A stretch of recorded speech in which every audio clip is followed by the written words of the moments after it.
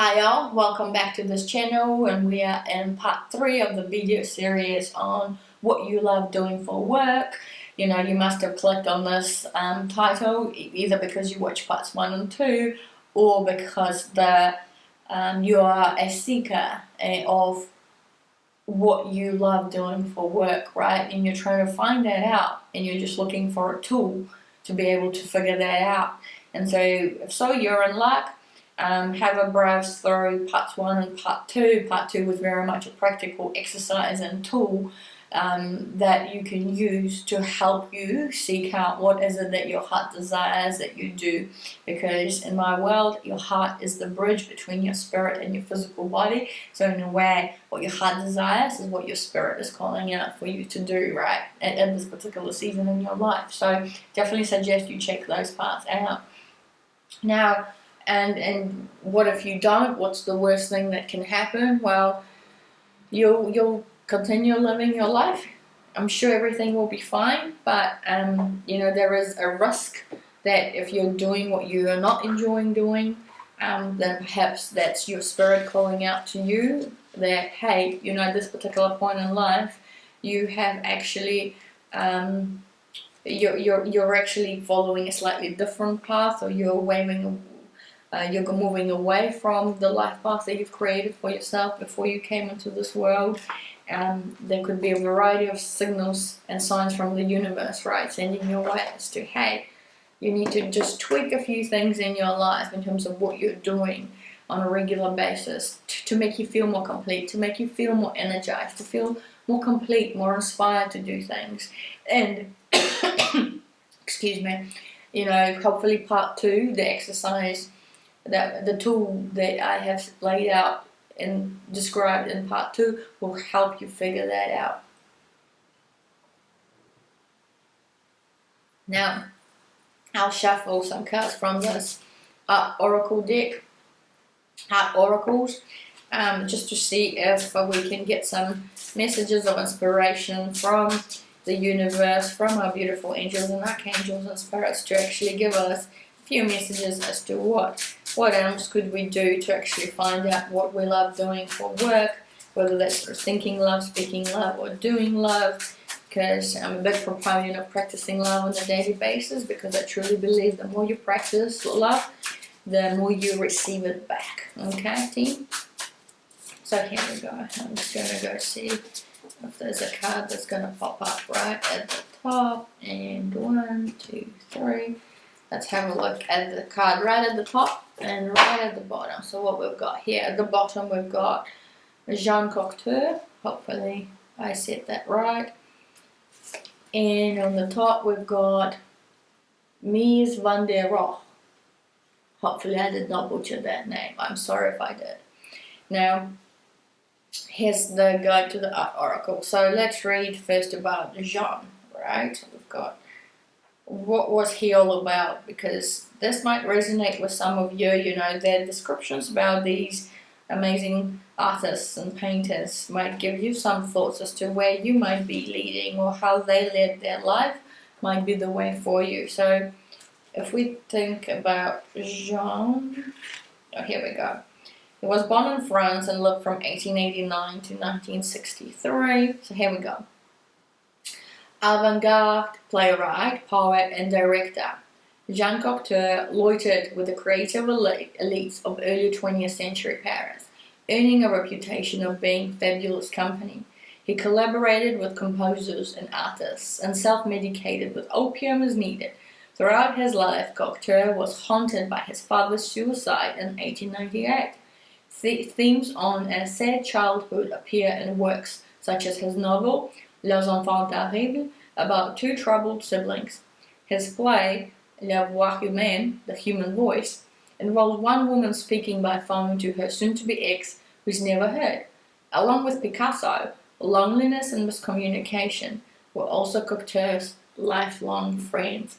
Well, take that as it comes. It might resonate with some of you, the fact that this guy was a playwright, a poet and director, a variety of things that he enjoyed to do, very much creative. He was a great company, so he was obviously friendly, communicative, Even though it said loneliness and miscommunication were also his lifelong friends. So even though he may have miscommunicated, he was still fabulous company as seen by others. That's very interesting. Loneliness and miscommunication also gives me vibes of like the Hermit and the tarot deck, you know, when you're doing some soul searching. And quite frankly, the part 2 exercise that we discussed is very much doing that, right? It's going within and figuring out what you enjoy doing, and that requires you to kind of be alone for a moment and to be with your own thoughts and your words and the things that come to your mind, and, you know, jotting them down. So that's interesting. Do let me know down below if any of those cards or any of the description that I've read resonates with you in one shape and form. The other one we've got is Mies.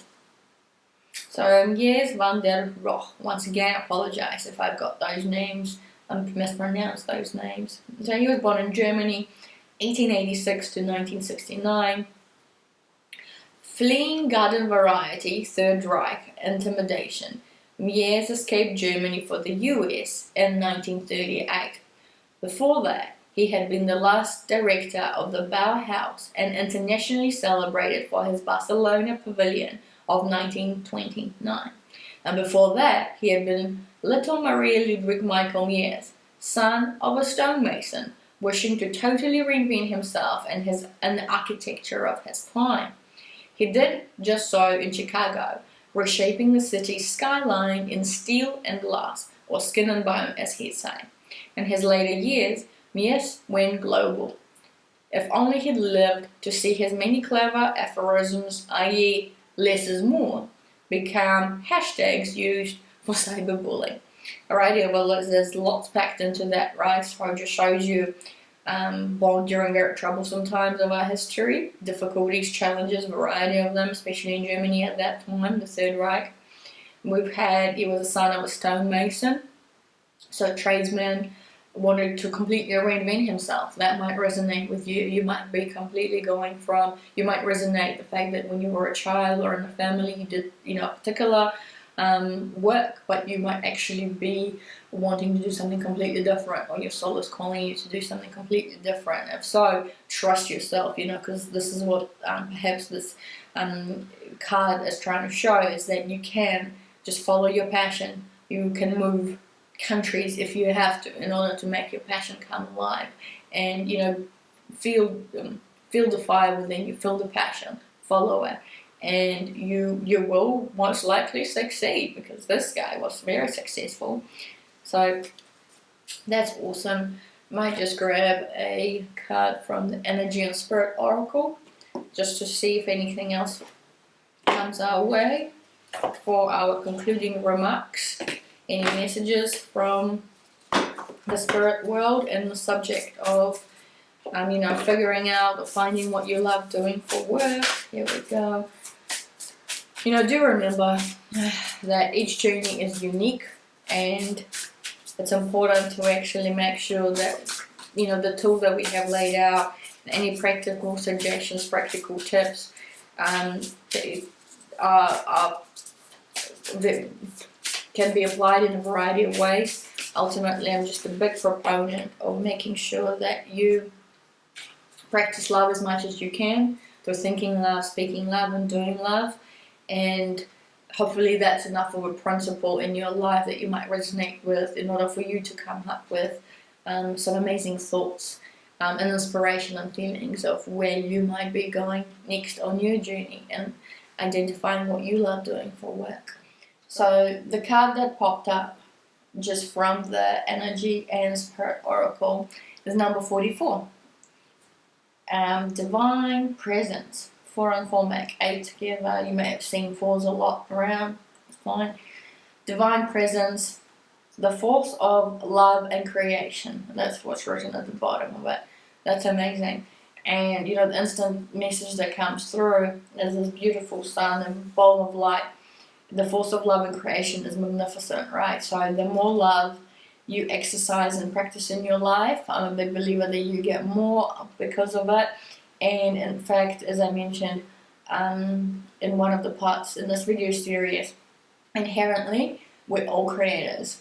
I truly believe that our soul, our spirit, is actually part of the source, that source is the force of love, or the super energy, that inherently we're all actually love. And we're able to create love, or at least practice it. And as a result, if we practice more love, we sort of multiply it. And if we multiply it for the benefit of others, we also get it back in return. And it's interesting that that's the Divine Presence card that came through, because perhaps I might just be right, and that's a good feeling. But I might just read out the message from the book, just to give you a complete picture of what the message actually is, because some of you might actually get some inspiration from the message itself. So, Divine Presence. The infinite mind of divine consciousness reaches out to dwell in every soul, every object, every wave and particle in the world. You are an intrinsic and important part of the wondrous mechanism we call the universe. This card says, it's time to tap into the abundance and joy that flow in every direction from this divine, radiant light.